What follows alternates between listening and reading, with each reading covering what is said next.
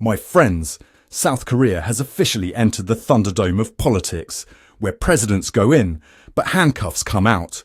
On January 15th, 2025, at precisely 10:33 in the morning, President Yoon Suk Yeol was nabbed at his residence in Seoul. Now, I'm not one to nitpick, but couldn't they have waited until 10:34? I mean, talk about an unlucky number. This whole brouhaha started back on December 3rd, when Yoon decided to cosplay as a military dictator and declared martial law. Because Meowthing says democracy like rolling tanks down the streets, am I right? Yoon claimed it was necessary to protect the state from perceived threats, particularly from the Democratic Party and North Korea, which he accused of colluding to undermine South Korea. It's like he was playing a game of political Clue and decided it was the opposition in the Blue House with the communism. The National Assembly was having none of it though. They pulled a reverse Uno card and annulled his decree faster than you can say constitutional crisis. In a historic session, lawmakers voted 190-0 to rescind the martial law. That's right. Even Yoon's own party members were like, nah, we're good on the whole dictator thing, thanks. But Yoon wasn't going down without a fight. He barricaded himself in his presidential pad like a toddler refusing to come out for bath time. The police tried to nab him on January 3rd, but his security team went all, "You shall not pass," Gandalf style. It was like watching a K-drama, but with less romantic tension and more constitutional tension. Fast forward to January 15th, and the Corruption Investigation Office finally managed to breach Fort Yoon. They had to scale walls and navigate obstacles like it was some kind of presidential ninja warrior course. All that was missing was the cheering crowd and some inspirational background music. Maybe they should have played Eye of the Tiger as they climbed those walls. Now, just before his arrest, Yoon pulled a classic move from the Politicians in Trouble playbook. He released a pre-recorded message stating he didn't accept the legitimacy of the investigation, but would comply to prevent bloodshed. It's like saying, I don't believe in speeding tickets, but I'll slow down to avoid crashing. How noble of you, Mr. President. The fallout from this political dumpster fire has been massive. The South Korean won has taken a nosedive, trading near 1,460 won per US dollar. That's dropping faster than a K-pop idol's new single. The stock market is more volatile than a cat in a room full of rocking chairs. Foreign investors are fleeing faster than tourists from an all-you-can-eat buffet with food poisoning. But wait, there's more. The opposition is having a field day. Park Chan-dae, the opposition leader, called Yoon an insurrection ringleader. Ouch! That's got to sting more than getting slapped with a wet fish. Meanwhile, Yoon's own party is imploding faster than a poorly constructed soufflé. Some members are even calling for his resignation. Et tu, brute? The public isn't taking this lying down either. Protests have erupted across the country, with crowds larger than a BTS concert and just as passionate.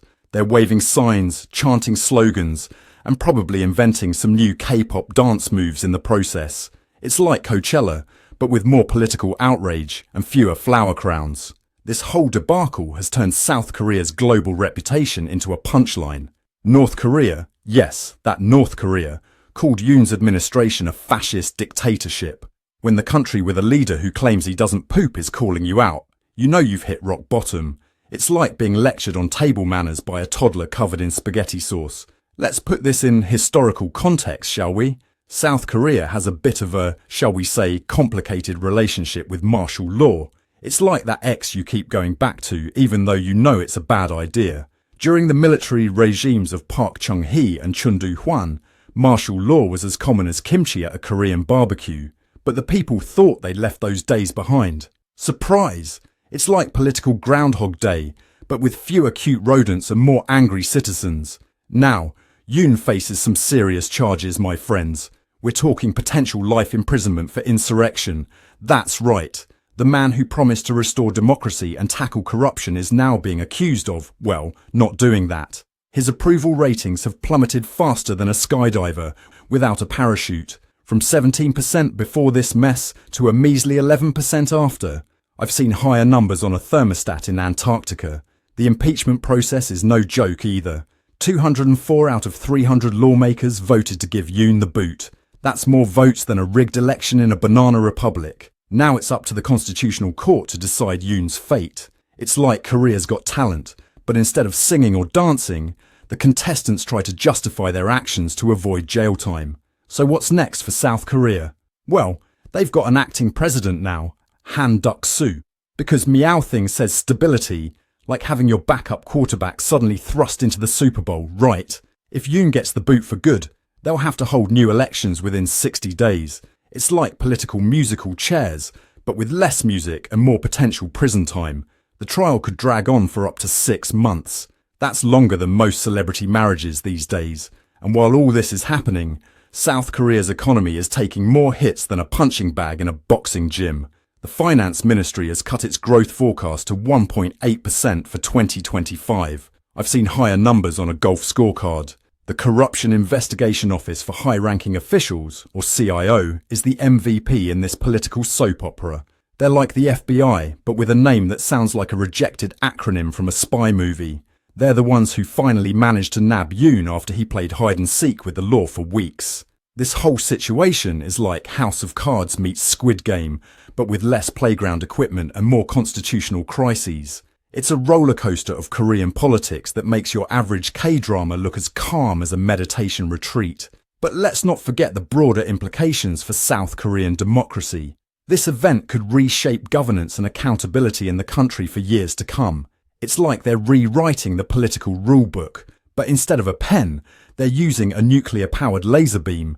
In conclusion, my friends, South Korea is giving us all a masterclass in how not to run a country. It's like they're speedrunning through presidents faster than gamers speedrun Mario. The economy is wobbling more than a politician's moral compass, and the international community is watching with a mix of horror and fascination, like rubberneckers at a particularly spectacular car crash. If you're enjoying this political roller coaster, don't forget to hit that subscribe button faster than Yoon hit the panic button. Keep tuning in to Newscats for more tales of governmental shenanigans. Remember, in the Game of Thrones, presidencies, you either win or you get arrested at 10:33 in the morning. Thanks for tuning in to Newscats. I'm Ron de Parmesan, reminding you that in politics, as in life, it's all fun and games until someone declares martial law